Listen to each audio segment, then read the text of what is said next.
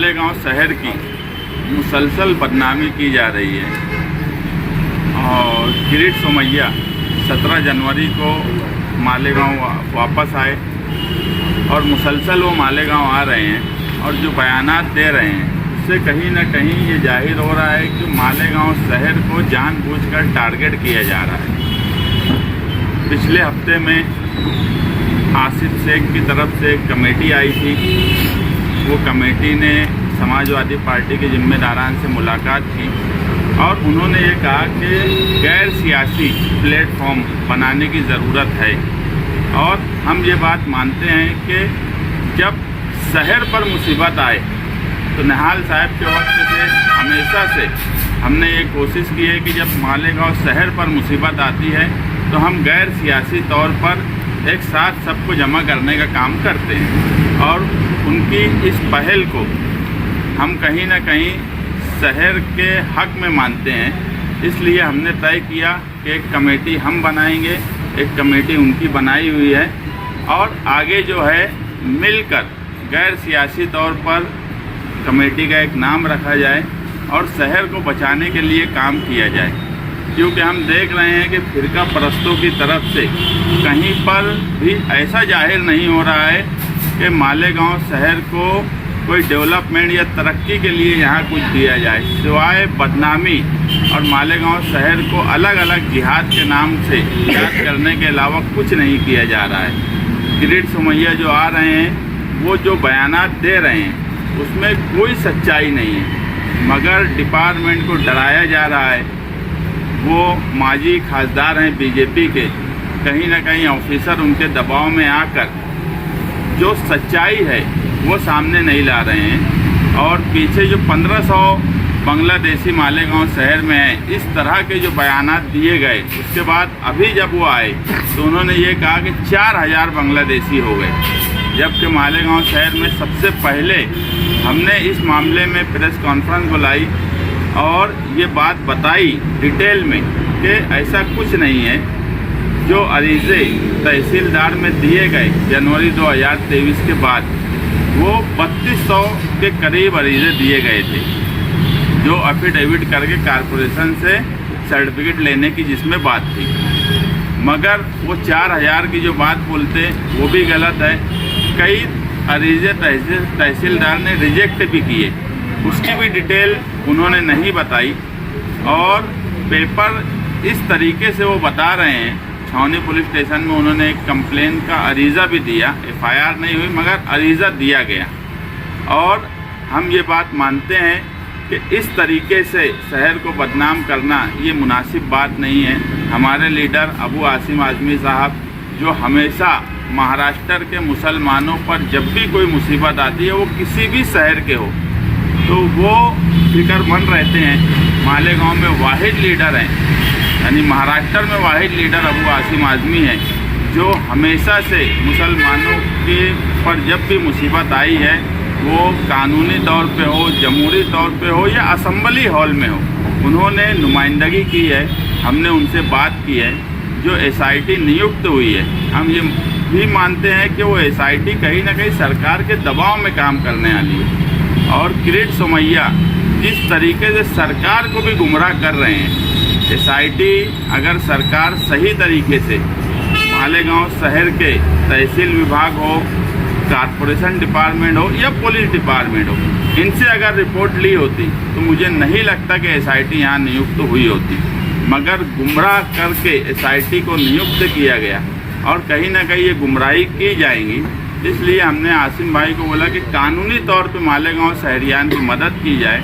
उसके लिए वो भी रजामंद है कि मालेगांव शहर की कानूनी तौर पे वो मदद करें और अगर गैर सियासी प्लेटफॉर्म एक बनेगा तो हम आसिफ शेख से भी यही कहेंगे कि आज महाराष्ट्र में अबू आसिम आज़मी साहब जो हैं वो कहीं ना कहीं मुसलमानों की नुमाइंदगी करते हैं, उनसे चल के मिला जाए और कानूनी तौर पे वो हमारी क्या मदद करेंगे उनसे मदद ली जाए। ज़रूरत पड़े तो हाई कोर्ट में भी चैलेंज किया जाए, ऐसी हमारी कोशिश है।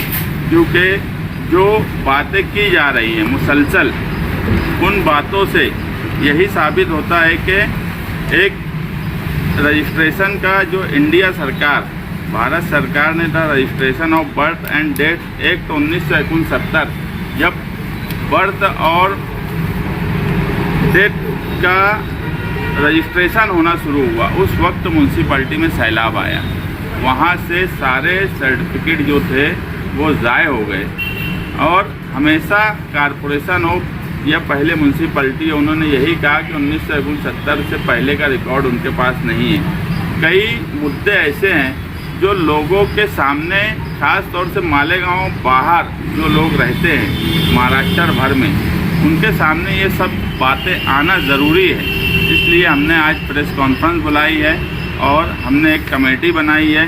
उस कमेटी में अलहाज कारी जैनुल आबदीन साहब, अब्दुल रशीद सेठ एवले आले, अतर हुसैन अशरफी, एडवोकेट तौसीफ शेख, सुहेल अब्दुल करीम, अब्दुल बाकिर रासन वाले, मौलाना जाहिद नदवी, रिजवान खान सर, मुशरफ खान रंगाड़ी, कलीम भैया लाल शाह, शेख अनीस मिस्त्री, डॉक्टर रेहान रहीमी, आमिन फारूक, मसीउल्लाह बेस्ट और अस्पाक मेंबर, ऐसा 15 लोगों की हमने एक कमेटी बनाई है जो मुश्तरका तौर पर शहर में एक प्लेटफॉर्म बनाकर, और इसमें जो है हम जो लोग समाजी कामकाज करते हैं और जो भी सियासी तौर पर कामकाज करने वाली पार्टियां मालेगांव शहर में छोटी बड़ी हैं, उनको सबको एक प्लेटफॉर्म लाकर हम शहर की नुमाइंदगी करना चाहते हैं, ताकि अगर आने वाले वक्त में शहर को या शहरियान को कोई तकलीफ़ हो तो उनकी कानूनी मदद की जाए,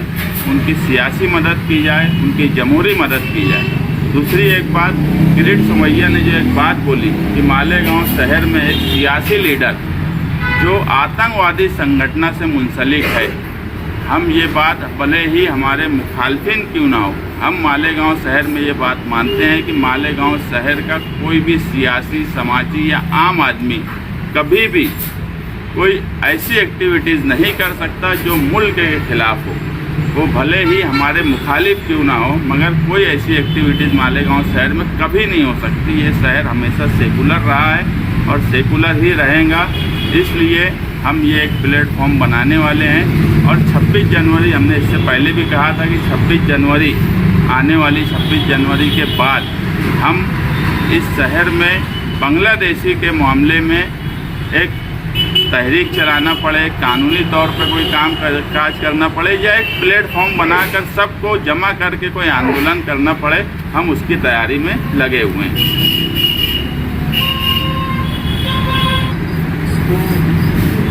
इसके सामने जाने के लिए या उसको काउंटर करने के लिए कुछ ऐसे मुद्दे जो वकीलों के जरिए आपने लिए हैं, आपको एहतजाज के अंदर आप इस्तेमाल करेंगे या वासी आदमी शायद को बताएंगे? हाँ, हमने सारे पेपर वर्क हमने भी लेकर रखे हैं। मैं तो यहाँ तक कहूँगा कि अगर किरीट सोमैया के पास कोई ऐसा एक कागज़ या एक पेपर हो जो ये साबित कर दे कि मालेगांव शहर का ये आदमी बांग्लादेशी है, तो वो 26 जनवरी से पहले मालेगांव शहर में आकर अगर हमारे से बातचीत करे तो हम उसके लिए भी तैयार हैं। अगर वो एक पेपर बता दे कि ये बांग्लादेशी है, तो हम खुद भी उसके साथ में, अगर कोई बांग्लादेशी है तो हम नहीं चाहेंगे कि मालेगांव शहर में कोई बाहर का आदमी आए। हम उसके कागजात देखेंगे और उसके कागजात का सबूत अगर उसके पास है, सही में सबूत है, तो वो हमको बताए, क्योंकि हमारे पास जो जो नाम उसने बोला है आज तक, जिनके नाम बोला है, वो सब लोग जो है वो भारत के शहरी हैं, इंडियन, उनके पास सबूत है। वो सब पेपर हमारे पास भी है। अगर वो चाहे तो हमसे डायरेक्ट रूबरू भी बात करना, जहाँ चाहे मालेगांव शहर में, हम उसके लिए भी तैयार हैं। जानबूझ के माहौल खराब करने के लिए महाराष्ट्र के अलग अलग शहरों में भी किरीट सोमैया जा रहे हैं, क्या उनका लक्ष्य जो है वो कॉर्पोरेशन के महानगर पालिका वो है या फिर माहौल खराब करके? देखो, उनका मकसद सिर्फ और सिर्फ आने वाला कॉर्पोरेशन इलेक्शन जो है पूरे महाराष्ट्र में है, क्योंकि जो शिरडी में बोला गया कि जिहाद 2, यानी उन्होंने असेंबली इलेक्शन को जिहाद 1 माना और आने वाले लोकल बॉडीज़ को इलेक्शन के लिए वो जिहाद 2 का जो नारा दिए है, ये कहीं ना कहीं पूरे महाराष्ट्र में एक माहौल बनाने के लिए किया जा रहा है। एक नैरेटिव सेट कर रहे हैं वो कि उसका सियासी फ़ायदा हो। इसीलिए मैं बोल रहा हूँ कि जो SIT बनी है उस पर भी हमको भरोसा इसलिए नहीं है कि सरकार के दबाव में, और किरीट सोमैया जैसा आदमी जो मुसलसल गुमराह कर रहा है सरकार को। और मैं मालेगांव शहर के कुछ लोग जो हैं वो कहीं ना कहीं मीर जाफ़र और मीर कासिम का काम कर रहे हैं, वो मुसलसल राब्ते में हैं और मिसगाइड कर रहे हैं और ऐसे पेपर से उनको बता रहे हैं जो पेपर का कोई वजूद ही नहीं है, बना कर दे रहे हैं, डुप्लीकेट बना रहे हैं। लेकिन ऐसे लोगों से भी मालेगांव शहरियान को होशियार रहना चाहिए जो मालेगांव शहर पर मुसीबत आने के वक्त फिरका परस्तों का साथ दे रहे हैं। ऐसे भी कुछ लोग हैं। एहतजाज के आपके तरीके क्या? नहीं, ये तो देखो अभी ऐसा है कि अब हम समाजवादी के नाम से बांग्लादेशी के सवाल पर काम नहीं करने वाले हैं। हम एक प्लेटफॉर्म जो आसिफ शेख ने बनाया है, हम उसके साथ में हमारी एक कमेटी बनाए हैं और भी दूसरे सियासी पार्टी के लोगों को लेंगे और मुश्तरका तौर पर सबसे बातचीत कर आगे का लाए अमल तय करेंगे। इसलिए आज हमारा एहतजाज जो है वो हम आज इसलिए नहीं बोल सकते कि हम मुश्तरका तौर पर इस शहर के लिए काम करना चाहते हैं। सभी सियासी पार्टी को एक साथ, हाँ, हमारी कोशिश यही रहने वाली है कि सभी सियासी पार्टियों को एक साथ लिया जाए। देखो ऐसा है कि इस शहर में ये ज़रूरत पड़ना ही नहीं चाहिए थी। किसी आज जो MIM के MLA हैं, पहली जिम्मेदारी इनकी थी कि असेंबली हॉल में अगर ये बात हुई तो उन्होंने पूरा रिकॉर्ड तहसील और कारपोरेशन से लेकर असेंबली हॉल में बोलना चाहिए था, मगर वो नहीं बोले। इसलिए आज ज़रूरत ये पड़ रही है कि गैर सियासी तौर पर एक प्लेटफॉर्म बनाया जाए और जो लोग असेंबली में हकीकी नुमाइंदगी करते हैं उनसे मिला जाए, ज़रूरत पड़े तो गवर्नर से मिला जाए, ज़रूरत पड़े तो हाई कोर्ट जाया जाए। मगर जो नुमाइंदगी का जिनके पास अधिकार था, जिन्हें शहर ने नुमाइंदगी थी, हम ये मानते हैं कि वो नुमाइंदगी में फेल हो गए हैं। और आज जो है, ये तो बात मैं हमेशा बोलता हूँ कि वो उनके लोगों के लिए भी, जो लोगों ने उनका काम किए, जो लोग उनके साथ साना बसाना चले, उनके लिए भी वो कोई काम नहीं कर सकते। ये बात शहर भी देख रहा है। वो मुसलसल हमेशा हमने देखा है कि वो अपने लिए ही जो भी काम करते हैं, खुद के लोगों के लिए भी वो कोई काम नहीं करते। आज शहर देख रहा है कि उनके लोग भी परेशान हैं, फंस रहे हैं या जो भी मामला है, मगर वो कोई काम ऐसा नहीं करते कि वो किसी की भी नुमाइंदगी कर सके। ये लोग भी फंस रहे हैं, ये लफ्ज़ का आपने इस्तेमाल करा इस मामले में। तो पूरा शहर देख रहा है, फंस रहे हैं या सच है मुझे वो नहीं मालूम, वो इंक्वायरी का एक मामला है। मगर जो लोगों ने उनके लिए काम किया उसके लिए भी वो कोई नुमाइंदगी नहीं कर सकते, तो वो दूसरे लोगों के लिए क्या करेंगे। दूसरी बात कि मेरे पास मुसलसल कुछ लोगों का फ़ोन आ रहा है जो 12 नवंबर में मेरे साथ जेल में थे, मेरे साथ मुसीबत उठाए। हम तारीख पर जा रहे हैं, तारीख पर हम हाज़िरी लगा रहे हैं। हमारे साथ यहाँ तौसीफ वकील खड़े हैं, बैठे हैं, एडवोकेट अजीम खान सीनियर वकील हैं। मगर कुछ 12 नवंबर के जो लोगों ने 12 नवंबर का प्रोग्राम अरेंज किया, हम तो सपोर्टर थे, जो दूसरे सियासी समाजी लोग थे वो कहीं ना कहीं आज मुसीबत में है। वो मुझे मुसलसल बोल रहे हैं कि ऐसे भी कुछ लोग FIR में हैं जो ना बेल लिए हैं, ना ही अभी तक अरेस्ट हुए हैं। हम ये चाहते हैं कि सब लोगों पे कार्रवाई हो। वो इसलिए ज़रूरी है कि जब तक जितने लोगों का नाम FIR में आता है, जब तक सबके सब लोग कोर्ट में हाजिर नहीं होंगे, हमारा केस नहीं चल पाएगा।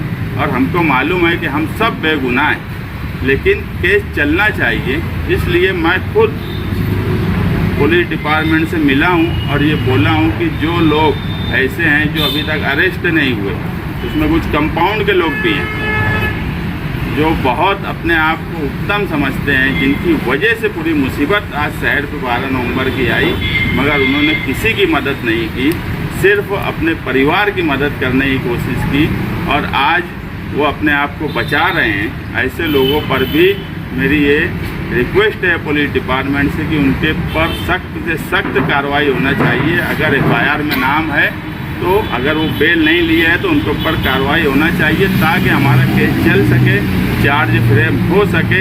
हम ये मानते हैं कि हम सब बेगुनाह हैं, मगर हमारी मुसीबत ये है 12 नवंबर वालों की कि आज तक पुलिस डिपार्टमेंट ने जितने लोगों पर एफआईआर हुई है सब पर मुश्तरका कार्रवाई नहीं की।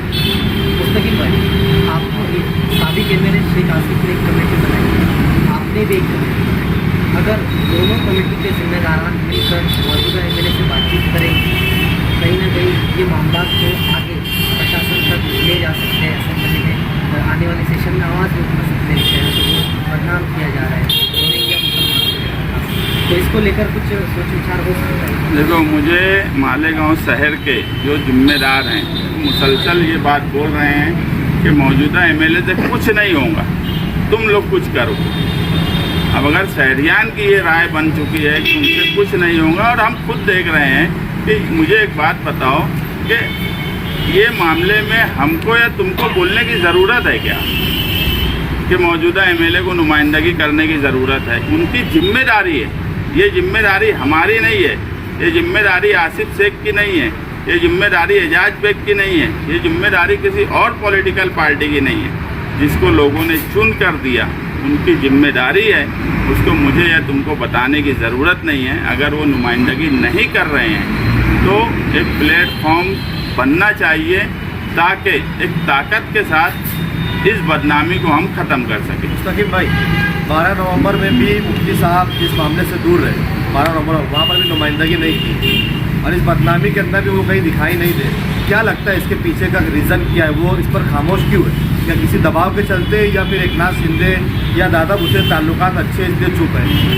देखो, मैं हमेशा ये बात मानता हूँ कि उनको मालेगांव शहर से कुछ लेना देना नहीं है, और जब एक आदमी को ये लगता है कि वो कुछ नहीं करके भी लोग उनको वोट देते हैं तो उनको कोई ज़रूरत भी नहीं लगती कि वो कुछ करे। दूसरा सवाल, हमेशा फिरका परस्तों के दबाव में रहते हैं, वो पुलिस डिपार्टमेंट के दबाव में रहते हैं। मैं ये तक बोला हूँ कि उनके लोगों पर भी जब कार्रवाई होती है तो उनके साथ भी खड़े नहीं होते।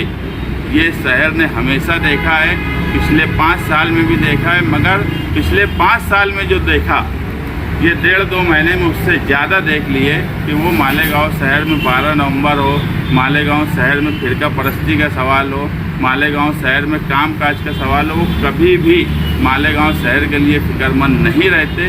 वो सिर्फ और सिर्फ खुद के लिए जीते हैं, खुद के लिए ही कामकाज करते हैं, इससे ज़्यादा उनको किसी से कोई लेना देना नहीं।